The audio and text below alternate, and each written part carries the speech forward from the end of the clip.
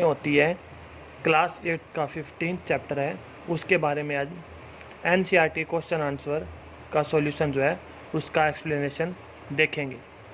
तो चलिए शुरू करते हैं। Question number 1, which of the following can not be charged easily by friction, यानी कि इनमें से कौन सी ऐसी चीज़ है जो चार्ज नहीं हो सकती फ्रिक्शन के कारण, घर्षण के कारण, घिसने के कारण। Plastic scale, copper rod, inflated balloon, woollen cloth. तो आपको पता होना चाहिए दो तरीके की बॉडी हमारे पास होती है। एक होती है हमारे पास कंडक्टर, एक होती है इंसुलेटर। कंडक्टर होती है जिसके अंदर से करंट पास हो सकता है, करंट पास हो सकता है। इंसुलेटर जिसके अंदर से करंट पास नहीं हो सकता।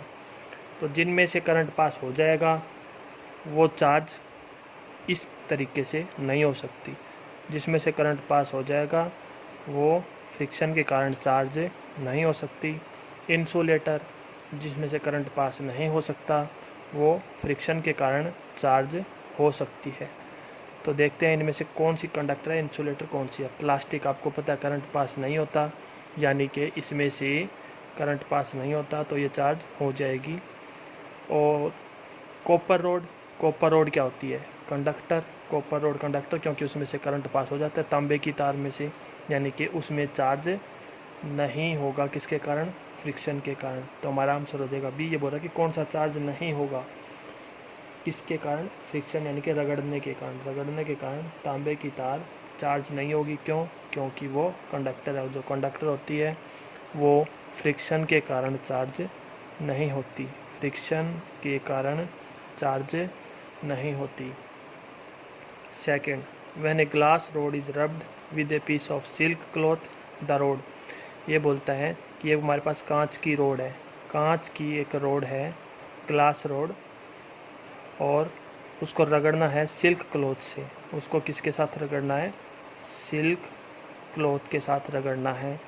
तो क्या होगा, तो आंसर में बोल रहा है कि द रोड, यानी कि रोड के ऊपर क्या फ़र्क पड़ेगा। तो रोड ये बोल रहा है बिकम पॉजिटिवली चार्ज। तो ये जो ग्लास की जो रोड है अगर इसको हम इसके से साथ रगड़ देंगे तो इसके ऊपर एक चार्ज आ जाएगा। क्यों? क्योंकि ये भी इंसुलेटर है, करंट पास नहीं करता, ये भी इंसुलेटर है, करंट पास नहीं करता। तो यानी कि जो करंट पास नहीं करते उनमें रगड़ने के कारण चार्ज आ सकता है। तो किस पे कौन सा चार्ज आएगा वो आपको बताना है। तो इसने बताया कि जो रोड है बिकम पॉजिटिव, रोड के ऊपर पॉजिटिव चार्ज आ जाएगा। और सिल्क भी इंसुलेटर है, इस पर भी चार्ज आएगा, लेकिन इसका उल्टा, यानी कि इसके ऊपर कौन सा चार्ज आएगा, नेगेटिव चार्ज आएगा, माइनस नेगेटिव चार्ज आएगा। थर्ड, ट्रू फॉल्स बताने हैं आपको। पहला है like charge attract each other. तो पहले आप समझिए लाइक चार्ज कौन से होते हैं, जो एक समान एक जैसे होते हैं, जैसे प्लस और प्लस दोनों लाइक चार्ज हैं, माइनस और माइनस दोनों लाइक चार्ज हैं। ये दोनों आपस में क्या करते हैं और ये दोनों आपस में क्या करते हैं। तो लाइक चार्ज अट्रैक्ट, क्या वो एक दूसरे को पास खींचते हैं, अट्रैक्ट करते हैं? नहीं, गलत है। लाइक चार्ज एक दूसरे को दूर भगाते हैं, रिपेल करते हैं। तो ये क्या हो जाएगा, फॉल्स। फर्स्ट कंडीशन क्या हो जाएगी, फॉल्स हो जाएगी। उसके बाद second, charge glass rod attract ए चार्ज प्लास्टिक स्ट्रॉ। यानी कि एक चार्ज ग्लास हमारे पास, ये ग्लास मान लिया ये चार्ज है, और एक दूसरी स्ट्रॉ है जिसमें हम क्या करते हैं, कोई भी जूस पीते हैं। एक स्ट्रॉ होती है प्लास्टिक की जिसमें हम क्या कर सकते हैं, जूस पीते हैं। तो अगर इस चार्ज ग्लास को इस प्लास्टिक की स्ट्रॉ के पास लेके आएँ तो क्या ये इसको अट्रैक्ट करेगी? तो आंसर आएगा येस, ट्रू हो जाएगा। क्यों?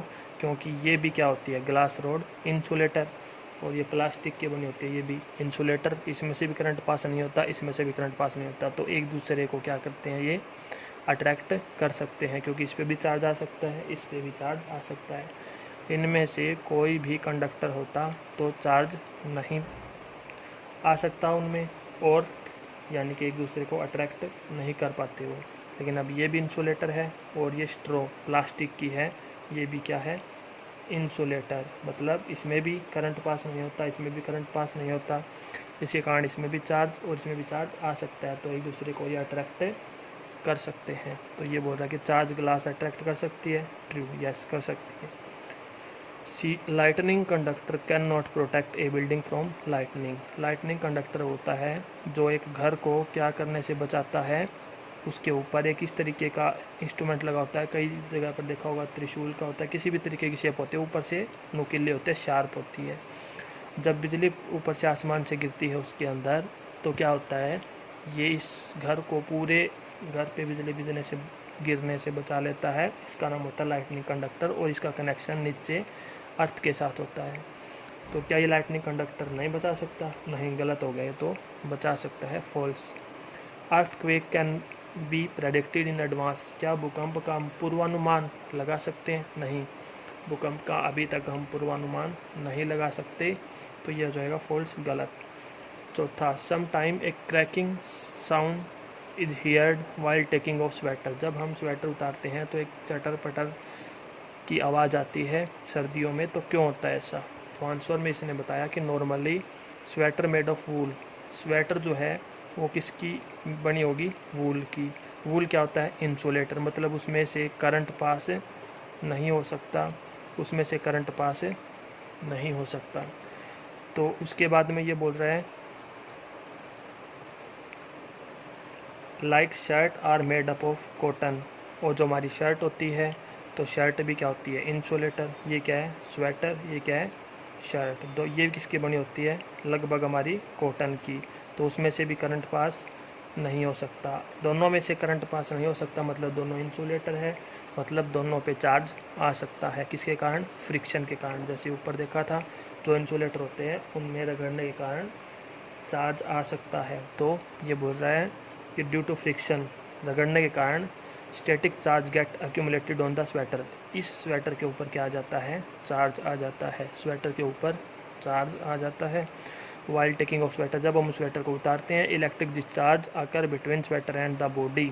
तो ये चार्ज हमारी बॉडी के कांटेक्ट में आता है, हमारी बॉडी के कांटेक्ट में आता है ये स्वेटर वाला चार्ज। स्वेटर जो चार्ज आया है रगड़ने के कारण, वो चार्ज किसके कांटेक्ट में आता है? हमारी बॉडी के कांटेक्ट में आता है। उसके बाद में क्या होता है? Result in forming of spark and crackling sound. इसके कारण एक आवाज़ आती है चटर पटर की, और कई बार तो कुछ चिंगारियाँ जैसी भी दिखाई देती है। Question number 5, explain why charge body lose its charge if we touch it with hand. अगर कोई भी चार्ज बॉडी है, यानी कि कोई भी इंसुलेटर है और उस पर कोई चार्ज आ गया है किसी भी तरीके से, अगर हम उसको टच कर दें तो सारा का सारा चार्ज ख़त्म हो जाएगा। ऐसा क्यों होता है? हमारे हाथ लगाते ही। तो इसने आगे बताया हुआ है कि answer, human body is a good conductor of electricity. हमारी जो बॉडी है वो कैसी होती है? बॉडी होती है कंडक्टर, बॉडी होती है कंडक्टर, यानी उसके अंदर चार्ज नहीं ठहर सकता, उसके अंदर चार्ज नहीं ठहर सकता। फ्रिक्शन के कारण चार्ज नहीं ठहरता किसी भी कंडक्टर में। हमारी बॉडी कंडक्टर है, इसलिए उसमें भी चार्ज नहीं ठहरेगा। तो क्या हो जाएगा?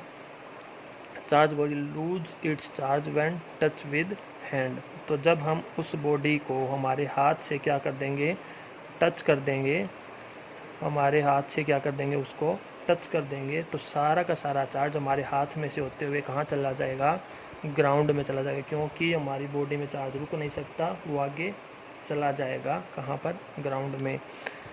तो get transferred through our body to earth, सारा का सारा चार्ज अर्थ में, धरती में चला जाएगा। This process of transferring charge, इस प्रक्रिया का नाम, चार्ज का धरती में चले जाना, इस प्रक्रिया का नाम इज़ नोन एज अर्थिंग। इस प्रक्रिया को बोलते हैं हम अर्थिंग। ये थे पहले 5 क्वेश्चन के आंसर की explanation. Question number 6, name the scale on which destructive energy of earthquake measured. यानी कि भूकंप आता है तो उसको हम किसी यंत्र से क्या कर सकते हैं? माप सकते हैं, उसका नाम बताना है। Earthquake measured 3 on this scale. किसी स्केल ने, किसी मशीन ने 3 की रीडिंग दिखा रखी है किसी भूकंप के लिए। Would it be recorded by seismograph. क्या ये सिस्मोग्राफ यंत्र इस रीडिंग को रिकॉर्ड कर सकता है? Is it likely to cause much damage. और क्या इससे ज़्यादा नुकसान होएगा? तो देखते हैं। ये बोला Richter scale measure the destructive energy of earthquake, यानी कि वो स्केल जो है उस स्केल का नाम है रिक्टर स्केल, और स्केल का नाम रिक्टर स्केल है और यंत्र का नाम है सिस्मोग्राफ। सिस्मोग्राफ एक ऐसा इंस्ट्रूमेंट होता है जो क्या कर सकता है, अर्थक्वेक को मेजर कर सकता है, भूकंप को मेजर कर सकता है। और उसमें जो रीडिंग आती है इस तरीके से रीडिंग आ सकती है, ज़्यादा बड़ा भूकंप हो तो ज़्यादा बड़ी बड़ी लाइनें, और कम स्केल का छोटा भूकंप हो तो छोटी लाइनें आती है रिक्टर स्केल पर। यानी कि इसके अंदर जो स्केल होता है उसका नाम रिक्टर स्केल, और इंस्ट्रूमेंट का नाम है सिस्मोग्राफ। सिस्मोग्राफ इंस्ट्रूमेंट का नाम। इसके अंदर जो स्केल यूज़ होता है जिसमें रीडिंग आती है उसका नाम है, क्या नाम है उसका नाम है रिक्टर स्केल। तो ये बोल रहा है कि एक बार भूकंप आया तो उसमें रीडिंग दिखाई गई 3, रिक्टर स्केल पे जो रीडिंग आई वो 3 थी। क्या वो ज़्यादा खतरनाक भूकंप था? तो आंसर बोला कि earthquake magnitude 3 on Richter scale, it is low intensity, ये बहुत ही हल्का भूकंप होता है, and will not cause damage, और इससे ज़्यादा नुकसान नहीं होता। लेकिन जो बड़े यूनिट के जो स्केल पे जो बड़ी यूनिट के जो भूकंप आते हैं वो ज़्यादा नुकसान कर सकते हैं। तो इसको आप एक एग्जांपल के साथ समझ ले सकते हो। मान लिया जो रीडिंग 3 है जिसकी, अगर वो भूकंप आ जाए तो कितना नुकसान होगा। तो इसको आप ऐसे समझ सकते हो, मान लिया कोई आदमी चल रहा है और दूसरे आदमी बिल्कुल धीरे धीरे चलते हुए आदमी से उसकी टक्कर हो जाए, तो जितना नुकसान होगा उतना ही नुकसान है किससे होता है, 3 रिक्टर स्केल के भूकंप से होता है। अगर वो रीडिंग 4 हो जाए तो इसका मतलब ये नहीं कि बस थोड़ा सा ही ज़्यादा नुकसान करेगा, नहीं, अब ये इससे 10 गुना ज़्यादा नुकसान करेगा 3 के बजाय 4 स्केल का। यानी कि अब की बार अगर वो आदमी 10 की स्पीड पे चल रहे हों, जैसे साइकिल के ऊपर चल रहे हों, तब उनसे जो टक्कर होएगी तो वो थोड़ा ज़्यादा नुकसान हो जाएगा उससे।